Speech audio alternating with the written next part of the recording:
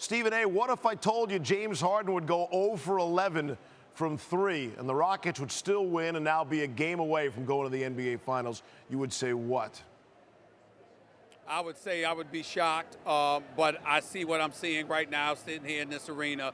This crowd was electric. The team responded when they had to. CP3, 18 of his 20 points in the second half, 2 big-time three-pointers to really light a spark under this team. Eric Gordon, a couple of big-time threes as well.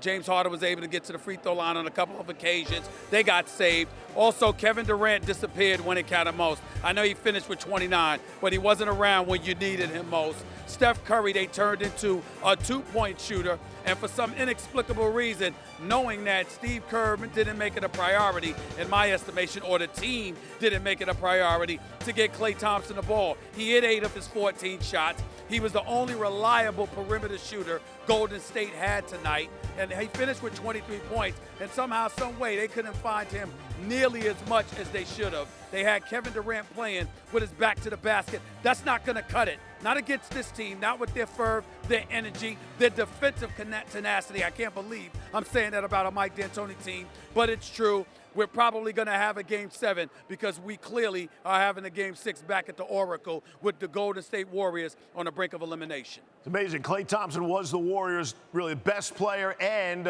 we thought prior to the game he might not even play in the game tonight. Stephen A., here's my question for you. The Warriors, we've talked about them as being a superpower in this last collection of years, an all-time great basketball team. These last 2 games, they look like just a good team as opposed to an all-world great team. What's Golden State's problem right now? Well, first of all, offense is their problem. They're not moving the basketball. They're not spreading the floor appropriately. They're turning over the basketball. They're a bit laissez-faire with it early in games, and it shows up late in games as well. And Kevin Durant's a big problem. Kevin Durant's one of the top 3 players in the world. We need to stop all of this stuff. He's one of the top 3 players in the world, and he is not showing up over the last 2 games. 9 of 24 from the field in Game 4. 8 of 22 tonight. That's not Kevin Durant. He was averaging 37.5 the first 2 games on 55% shooting. You departed from Oklahoma City to show up in Golden State for a moment like this. If you think about it, this is the first adverse circumstance he has faced. It was none that existed last year. They ran through everybody in the playoffs. The first 2 rounds, they did the same thing. This is the first level of adversity that he has faced as a Golden State Warrior, especially with Steph Curry not on his A game because they've turned him into a 2-point shooter for the most part. You're expecting the 6'11", 7'6" wingspan of Kevin Durant to step up and take advantage of every mismatch that's available. No matter what you put on him, it's a mismatch. And somehow, some way, over the last 2 games, he has struggled when it has counted. I don't care about the numbers. I'm talking about when it counts. You're looking for him, and you can't find him.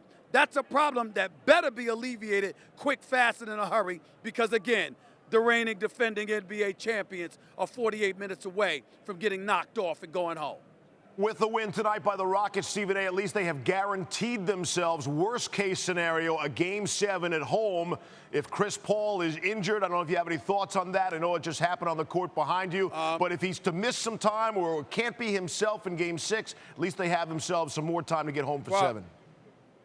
Ramona Shelburne, I reported extraordinaire. She was near the locker room when he was walking out. He couldn't finish the game. Chris Paul was not healthy. That hammy is something he has played with before, but he is definitely hurting now. There are questions as to what kind of shape he will be in for Game 6. Knowing Mike D'Antoni the way that I do, he'll put somebody out there that'll try to get it done. He won't risk jeopardizing a Game 7. So if the Rockets don't start off strong and fast in Game 6, they'll get blown out of the Oracle Saturday night, and there will be a Game 7 here Monday night in H-Town.